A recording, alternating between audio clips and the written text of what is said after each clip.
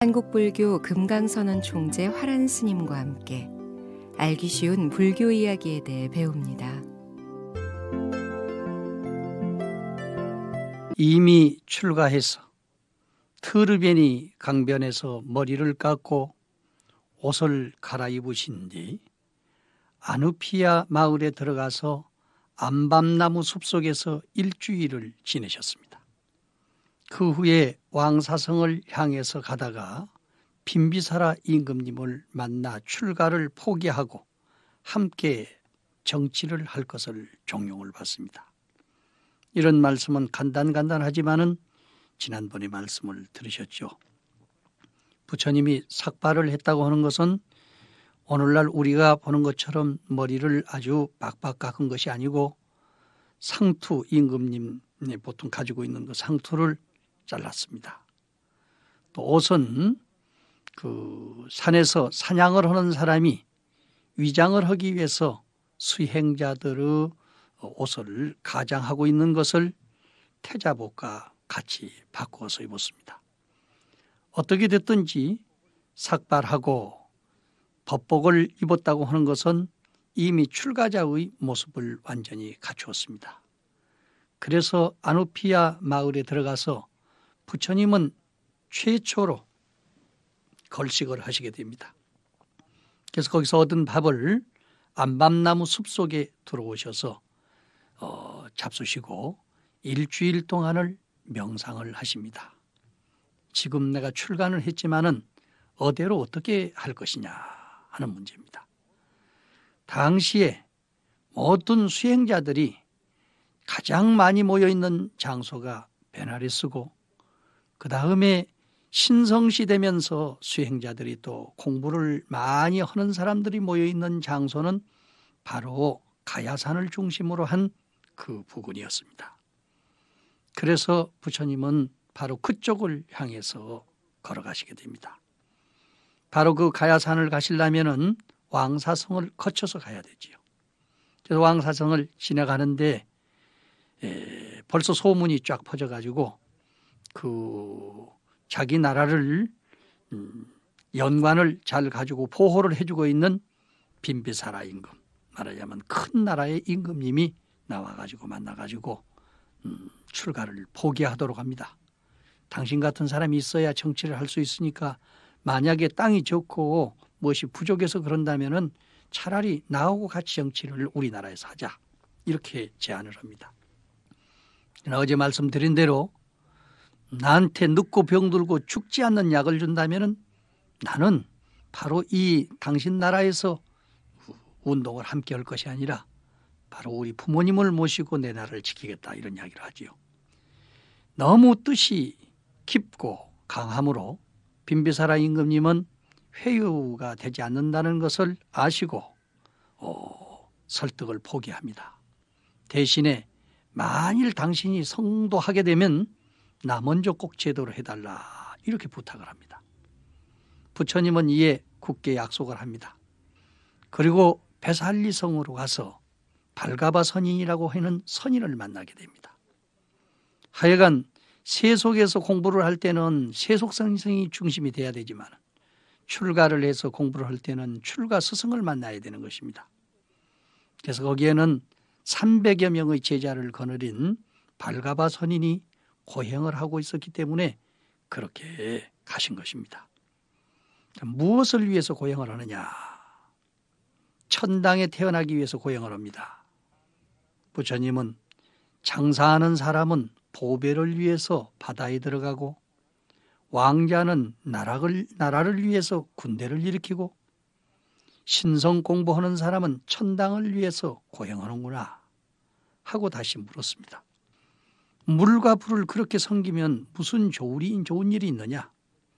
수명이 깊어지고 재수가 생기고 사람으로 태어나면 장차 임금님의 후계자로 태어날 수가 있다. 말하자면 왕자로 태어날 수 있다는 거죠. 우리도 지금 산에 가서 물에 가서 용왕기도나 산신기도를 하면서 다 바라는 것이 수명장원하고 재수대통하고 또 가능하면은 벼슬아치가 올라가서 국회의원이나 대통령이 되고 검사 판사가 되기를 바라면서 기도들을 드립니다. 옛사람이나 지금 사람이나 보통 사람들의 생각은 거의 다 똑같지요. 근데 부처님은 그런 말씀을 합니다. 물은 항상 가득 차지 못하고 불은 오래 타지 못하며 해는 뜨면 지고 달은 둥글면 기운다. 그런데 어떻게 그 속에서 복과 명과 명예가 들어있을꼬? 더 이상 할 말이 없지요. 부처님께서는 그 신앙 자체를 부정을 한다든지 이런 것은 절대 없습니다. 단지 신앙하는 사람들의 마음 자세가 복을 지으려면 복을 구해야 될 것이요. 복을 얻으려면 그 복을 얻을 수 있는 복을 지어야 될 것이요. 명예를 얻으려면 반드시 명예를 얻을 수 있는 어떤 일을 해야 될 거 아니냐. 명이 길어지려면 건강상이나 정신적인 면이나 육체적인 면에서 건강에 자량이 되는 일을 해야 될 거 아니냐. 그래서 맹목적으로 물과 불을 섬기는 그런 것을 대단히 경고했습니다.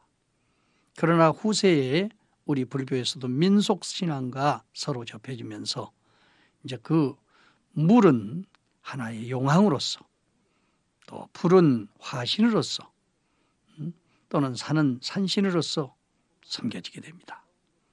그뿐만 아니라 불 가운데서는 가장 큰 불이 하늘에 있는 태양이요 또 소위 달입니다. 밤과 낮을 밝히는 것이죠. 그런데 부처님께서는 자 봐라, 저 해와 달은 밤과 낮을 비춰주고 있으면서도 세금 달라는 소리 없어. 상을 내지 않아. 미운 사람이나 이쁜 사람이나 좋은 사람이나 나쁜 사람이나 동서남북 사유상하 어느 곳에 구여 없이 평등하게 비춰주고 있지 않느냐. 저것이 곧 보살이니라. 그래서 해는 일광 보살이 되고 달은 월광 보살이 됐습니다. 그리고 그 빛은 곧 치성광열애가 되게 됐어요.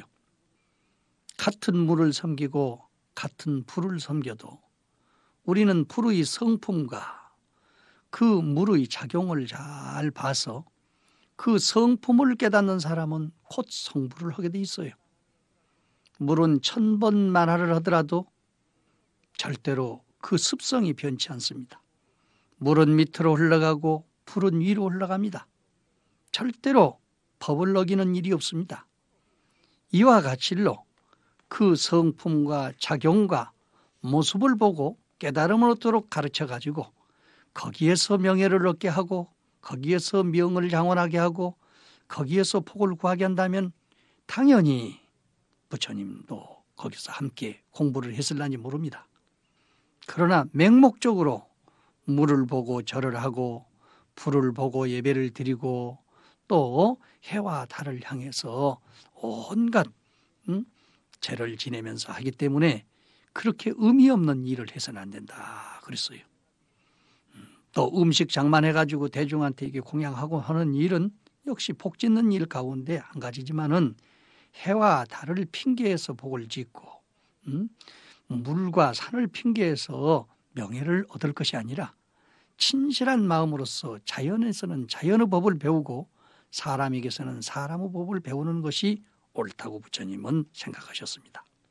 그래서 부처님은 하루 저녁만 자고 다시 마가다국의 알라 카란마라라고 하는 사람을 찾아가게 됩니다.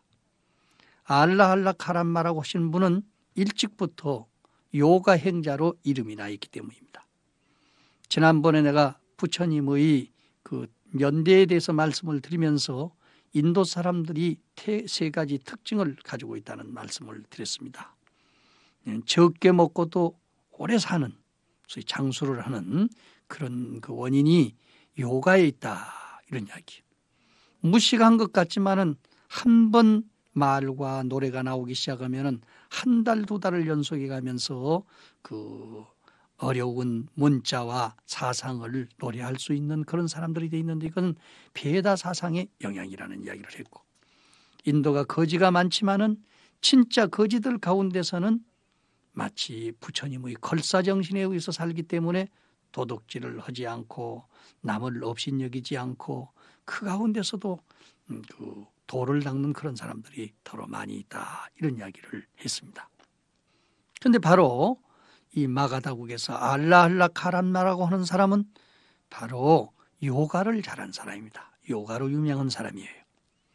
태자는 가다가 그분을 찾아가다가 중간에서 카필라국에서 보내온 세 사람의 특사를 만나게 됩니다. 그들은 그동안 거칠게 말라져 있는 태자의 용모를 보고 눈물로서 하소연합니다. 우리 아버지께서 부왕께서 얼마만큼 비애하시고 왕비는 얼마만큼 예수에 젖어 있고 군신의 실망은 어떻고 국민의 비통은 말로 표현할 수 없다고 하는 이야기들을 낱낱이 일깨워줍니다. 그들은 이치상으로 또는 사실적으로 혹은 정치적으로서 온갖 방편을 써서 부처님을 회유했습니다. 그러나 부처님께서는 듣지 않았습니다. 시타르타는 일국의 주인 될 사람이 아니라고 가서 일러라. 그리고 해와 달이 떨어지고 저 높은 수미산이 물에 잠긴다 하더라도 생로병사를 해결하기 전에는 절대로 돌아가지 않겠다고 말씀드려라. 얼마나 강한 말씀입니까? 우리가 내 자신을 위해서, 몇 사람의 향락만을 위해서 이런 의지를 가진다고 하면 세상을 파괴할 수 있는 무서운 마군이 될 수도 있습니다. 세상을 구하기 위해서, 중생을 구제하기 위해서 이런 원대한 희망을 가지고 벌써 며칠 동안 음식도 제대로 먹지 않고 파릇하니 말려있는 무엇인가 먹어야 되고 입어야 될 그런 처지에 놓였을 때 중간에서 회유를 하면은 돌아서지 않는 사람이 드뭅니다. 부처님께서는 그 의지를 굽히지 않으시고 해서 임금님의 특사들을 회유합니다. 저희들도 가지 않고 태자님 뒤를 따라가겠습니다. 항상 처음에 칸타카에게 말씀드렸듯이 너희들이 가서 내가 지금 지내고 있는 이 실정, 내가 걸어가고 있는 이 모습, 내 의지를 가서 부모님한테 전해야 부모님들이 안심하고 또 나라 일을 보살필 거 아니냐. 그러니까 일단 그 임금님께서 나를 어떻게 해야 되겠다고 해서 보내왔다면은 나를 만나고 났으면은 다시 나라에 가서 사실적으로 그 사실을 이야기해 드리고 그 다음에 또 다시 돌아오는 것은 모르겠다. 그러니까 일단 집으로 돌아가라고 특사들을 간곡히 부탁해서 보냅니다. 그리고 고고당신 왕사성 북쪽 미루살에서 공부하는 선행에도 알라할라 카알라마를 찾아가십니다. 이분은 아까 요가 행자 가운데서도 아주 상층적인 공부를 하는 사람입니다. 같은 천당 가운데서도 굉장히 높은 천당의 공부를 하는 사람입니다. 우리가 여기서 천당 그러면 누구든지 하나의 천당이 있는 것처럼 생각을 합니다마는 인도 사람들이 생각하는 천당은 28개의 천당이 있습니다.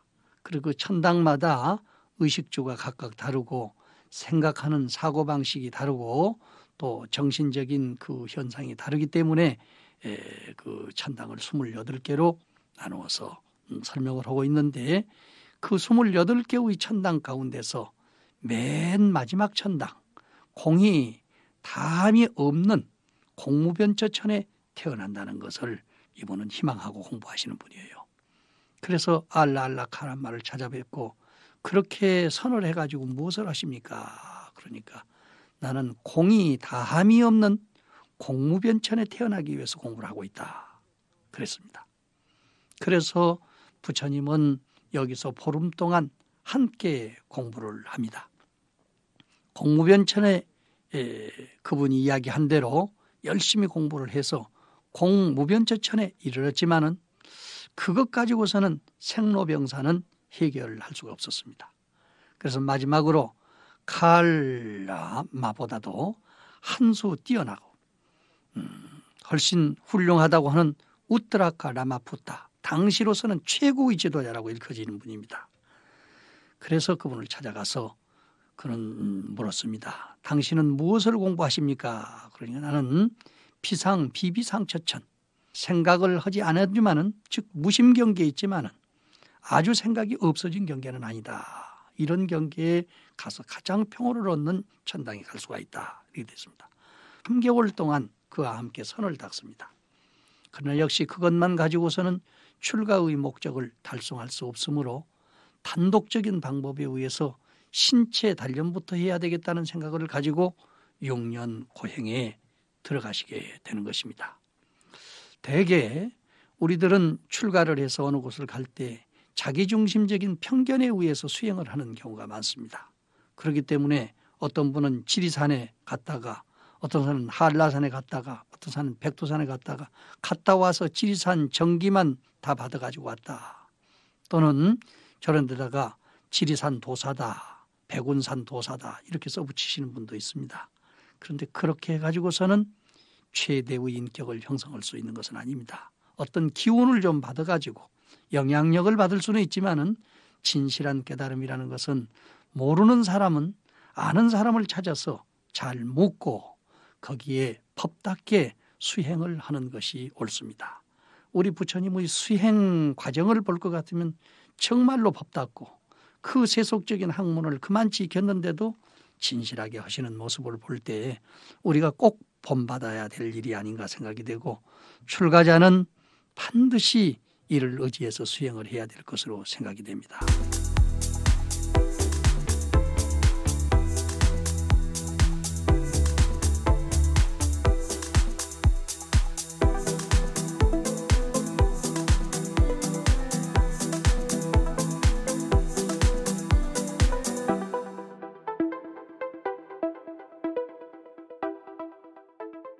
어제는 우리 부처님께서 출가해가지고 스승을 찾아서 돌아다니시는 그런 장면을 말씀을 드렸습니다.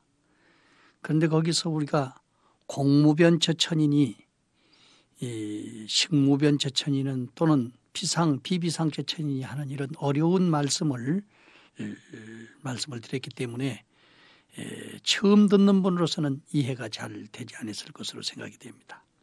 이것은 전통적으로 내려놓은 인도의 전통 사상을 바르게 이해하지 못한다면은 우리가 무슨 천당 하는 것을 도저히 알 수가 없게 됩니다. 인도의 정신적인 그 역사는 크게 3단계로 나눕니다.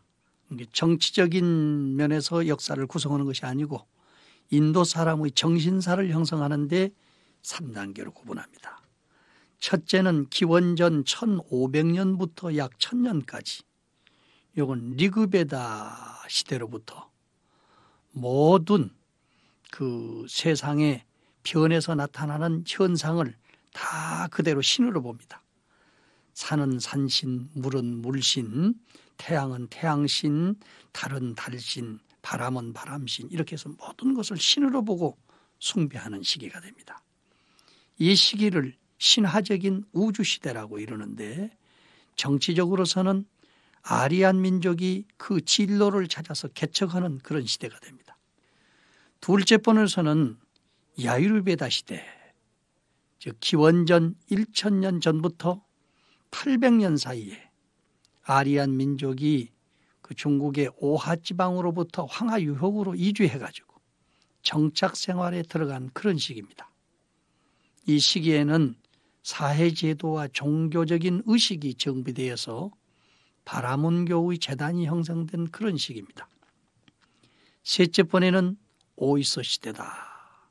그런데 3베다를 지난번 이야기한 가운데서 리그베다, 야이루베다, 사마베다 이렇게 세 가지 베다가 해당이 되는데, 여기서 그 사마베다는 설명이 안 되고 있습니다.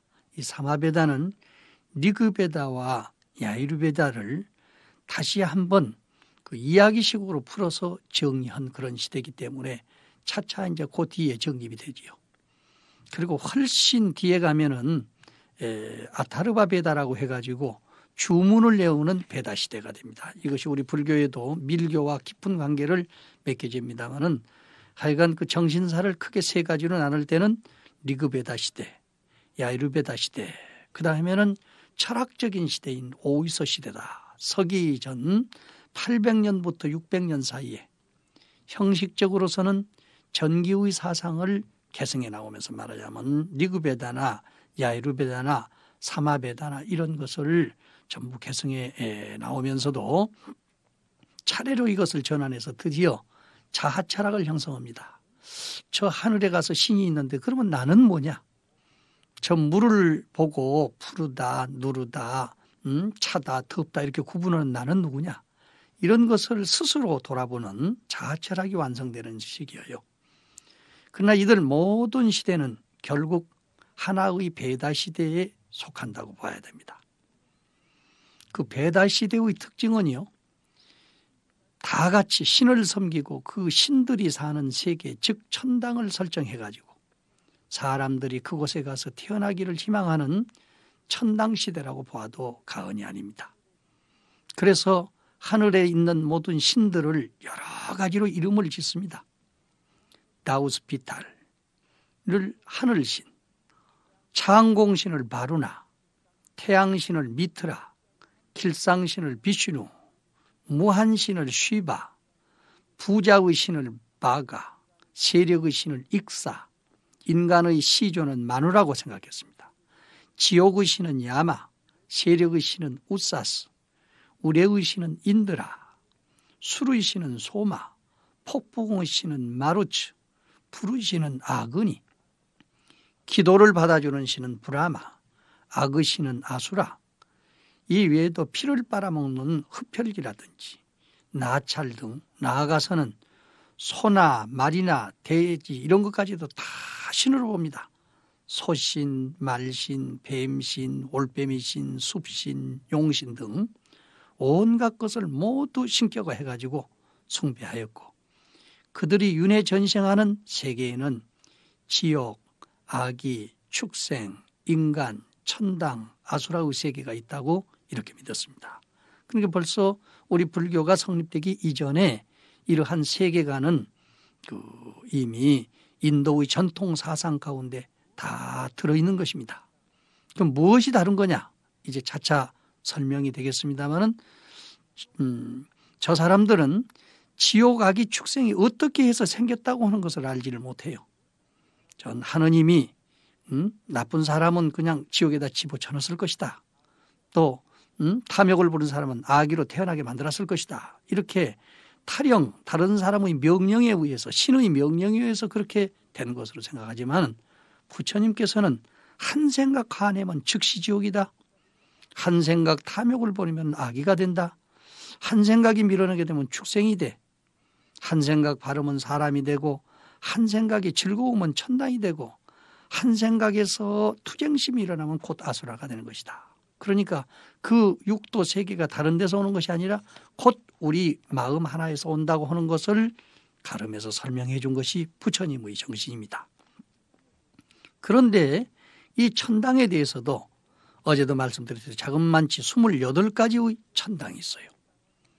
복을 지어서 나는 천당은 사천왕, 도리천, 야마천, 도솔천, 화락천, 타화자재천. 여기서는 복을 지어서 태어나기 때문에 온갖 복을 다 받습니다. 그러니까 재물복도 한없이 있고 명예복도 한이 없고 사랑도 많아가지고 적은 사람이 8선녀 많이 살고 사는 사람은 3천궁녀 이렇게 데리고 살고 자식들도 많이 낳는 사람은 막 10,000명씩 50,000명씩 데리고 살기도 하고 자식을 낳는데도 그냥 우리처럼 무슨 이성적인 관계에서가 아니라 필요하면 그 손가락 끝에서 전부 튀어나오는 그런 식으로 되고 먹는 것도 자기 희망 따라서 다 나오게 되는데 거기에 차이점이 있습니다.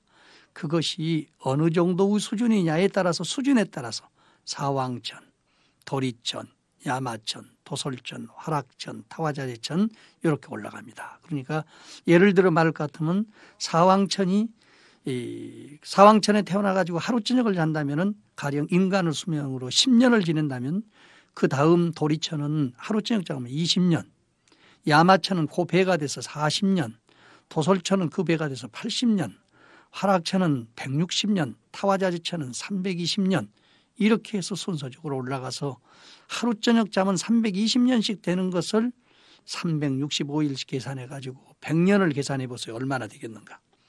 그러니까 우리가 생각할 때는 말로 헤아릴 수 없는 그런 세월이기 때문에 영원히 사는 것 같이 보이지요. 그러나 넓은 의미에서 넓고 깊게 보는 부처님이 볼 때는 그런 정도밖에는 살지를 못하게 되는 것입니다. 이것은 우리들이 도저히 이해가 잘 안 되는 경우가 많습니다. 그러나 하루살이 생활하는 것을 보면 당장에 알 수가 있습니다. 하루살이는 한번 태어나면 오전에 벌써 3대를 본답니다. 아침 9시쯤 되면은 아들 낳고 11시쯤 되면은 손자 낳고 그 다음에는 12시 반쯤 되면은 증손자 낳고 오후 3시쯤 되면은 고손자까지 보고 가면서요. 사람들보다 운답니다. 너희들 못하느냐. 우리는 100년 동안에도 2, 3대를 보기가 힘드는데 하루살은 하루 동안에도 5대를 낳고 가요. 자기 볼 일 다 하고 갑니다. 그런데 하루살이는 우리 10년, 20년, 100년 사는 것을 모르기 때문에 그 거짓말이다 이렇게 생각할 수 있습니다. 그러나 우리가 모르는 세계도 세상에는 많이 있습니다. 이렇게 사왕천, 토리천, 야마천, 도솔천, 화락천, 타화자재천 바로 이 6개 육천은 욕심에 의해서 살기 때문에 욕계육천이라고 부릅니다.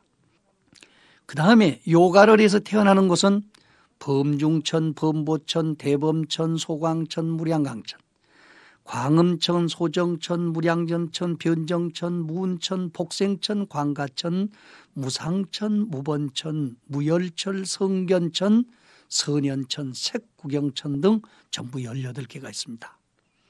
이것을 거기 가서 태어나는 방법은 요가, 즉 선을 해야만 됩니다. 그래서 초선, 2선, 3선, 4선을 닦아야 된다는 것은 지난번에 3계 25유를 설명드리면서 상세히 말씀을 드렸습니다. 그래서 초선에서는 이제 세상적인 욕락을 다 버립니다. 아까 욕계천에서 사용하는 세상적인 욕락을 다 버리면요. 그 우선 자기하고 같이 사는 대중들이 아주 깨끗하게 됩니다. 그러면 범중천인이라고 하는 천당이 태어나요. 또 내가 깨끗하게 되면서도 남을 잘 깨끗하게 보좌를 해야 되겠다. 그럼 범보천에 태어납니다. 그 다음에 주인이나 객이나 내 마음이나 몸이나 다 깨끗하게 되면 대범천왕이 태어나게 됩니다. 그래서 초선을 닦아서 세속적인 욕망이 없어지면은 범중천, 범보천, 대범천, 삼선천에 태어나게 되는 거죠. 그 다음에 두 번째 선을 닦아서 요가를 해가지고 기쁨을 얻는 것이 있어요. 그 요가의 기쁨이지요. 요가의 기쁨을 얻으면은 소광천, 무량광천, 광음천 이 세 군데 가서 태어나게 되거든요. 근데 그 소광이라고 하는 것은 입에서 광명이 난다. 요즘에는 광명을 먹고 생활을 한다 그 말이죠. 근데 적게 광명이 나면 소광천, 광명이 많이 나면 무량광천. 그 다음에 음성 자체가 전부 빛으로 승화되면은 광음천. 이렇게 해서 그 빛 속에서 생활하는 사람들, 이런 사람들이 소광천, 무량천, 광음천이 되는 것입니다. 이것이 바로 이 선을 공부해서 사람들이 태어나는 거지요. 3선을 공부해서 태어나는 사람들은 바로 그 선을 통해서도 즐거움을 가졌던 것을 여여분 이희묘락지다. 그 선을 통해서 얻었던 삼매의 즐거움도 다 없어집니다. 그러면 소정천, 무량전천, 병전천에 태합니다. 소정천은 약간 깨끗하던 천당이다. 마음이 아직 완전히 정돈되지는 않았지만은 아주 마음이 깨끗해서 소위 선의 기쁨도 없어졌어. 무량전천, 그 선의 기쁨이 한량이 없어졌어. 나중에는 그 선의 기쁨이 없더라도 항상 즐거운 마음이 이 우주에 꽉 찹니다. 그럼 변정천이 되는 거죠. 그래서 소위 3선을 닦으면 세 번째 선을 닦으면은 광음천, 소정천, 무량정천에 가서 소정천, 무량정천, 변정천에 태어나게 됩니다. 그 다음에는 완전히 산매 속에서 정말로 선을 닦는 그 즐거움도 없으면서도 아무 걱정이 없어. 그래서 근심 걱정이 나타나지 않으므로 무운천, 적은 일을 해도 복이 많이 나므로 복생천, 조그마한 것을 하나 심어도 많은 과일을 얻음으로 광과천, 생각 없이도 사는 장소가 무상천, 번뇌 없이 사는 장소가 무번천, 속에서 열이 나지 않은 장소가 무열천, 보는 것마다 착하게 보면은 선견천, 또 하는 일마다 착하게 나타나면 선현천, 마지막에는 색으로 단장한 가운데는 아름답게 꾸며진 색구경천에 태어납니다.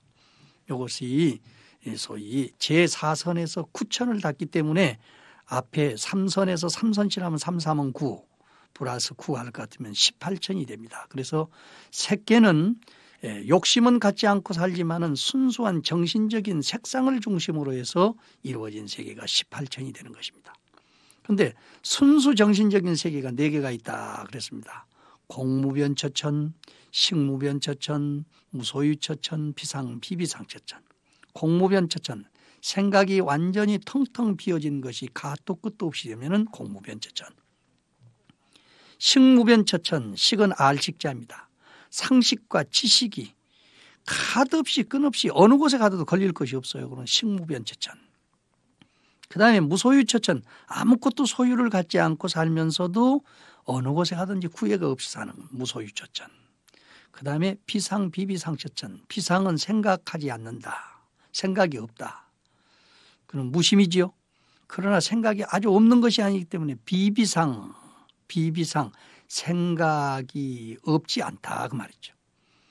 그래서 생각을 일으키면 언제나 생각을 할 수 있고 그렇지 않으면 생각이 없는 무정물과 같이 되어버리는 그런 천당입니다. 이것이 무색계 사천인데 그러니까 지난번 알라알라 카람마가 닦은 공무변처천은 욕계 색계를 이미 초월해가지고 무색계에 들어가서도 공이 가시 없는 것을 깨달아가지고 태어나는 곳이고 비비상처천은 무색계 최고의 천으로서 공이 가시 없고 식이 가시 없고 소유가 없는 경계를 넘어서 생각을 있게도 마음대로 하고 없게도 마음대로 할 수 있는 이런 경계에 해당되는 사람들이 태어나는 것입니다. 우리는 지금 이 말만 들어도 상상하기가 어렵습니다. 일주일, 100일, 40일, 50일만 단식을 하고 생식을 한다고 해도 신비스럽게 보는데 이러한 그 고행을 통해 가지고 천당까지 태어날 수 있다고 하는 것은 놀랄 만한 일입니다. 지금 기독교에서도 전부 생천선을 많이 닫고 있습니다. 천당에 태어나는 선을 닫고 있는데 그 선의 연유가 전부 어디서 하냐면은 바로 이 제례 바라문교의 28철의 수행 과정을 통해서 수행을 하고 있는 것입니다. 그러나 우리 부처님께서는 이것 가지고서는 도저히 안 되겠다. 생각만 가지고서는 해결이 안 돼. 그 생각의 뿌리를 뽑기 전에는 되지 않겠다. 이렇게 생각을 했죠. 그래서 부처님께서는 바로 제례인도에서 사용했던 모든 고행적인 수행이나 요가적인 수행을 통째로 다 버리시고 이제는 진짜로 양심에 의해서 내 마음의 자유를 얻고 내 신체적인 자유를 얻어서 정말로 해탈한 사람이 돼야 되겠다. 이런 생각을 가지시고 이제 그 수행자들의 장소를 떠나게 됩니다. 그래서 내일은 우리가 고행수도하는 장면, 과연 고행을 통해서 무엇을 하느냐 하는 고행수도의 장면을 낱낱이 설명드리도록 하겠습니다.